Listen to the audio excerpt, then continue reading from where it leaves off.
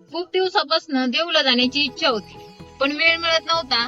आज काही कामानिमित्त देऊला जाण्याचा योग आला, तर म्हणलं चला तुम्हाला पण तुकाराम महाराजांचं दर्शन घडवते. रामकृष्ण हरी मंडळी, मी कीर्तनकार हरिभक्त परायण काजलताई कोतवाल. श्री क्षेत्र देऊळ ही तुकाराम महाराजांची जन्मभूमी. ही तीच भूमी आहे शांत सुंदर अशा इंद्रायणी काठी वसलेली आणि तुकाराम महाराजांसारखे संत घडवणारी.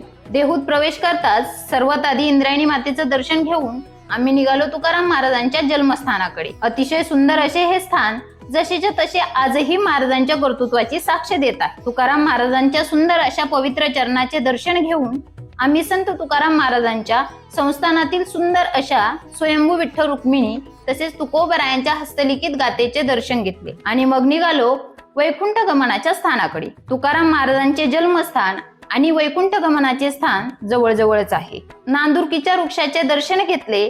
हा तोच वृक्ष आहे जे तुकाराम महाराजांच्या बीजेच्या दिवशी म्हणजेच तुकाराम महाराजांच्या वैकुंठ गमनाच्या दिवशी हलताना दिसते. तिथून आम्ही आलो गाथा मंदिरात. अतिशय मनाला शांत करणारे सुंदर असे हे गाथा मंदिर.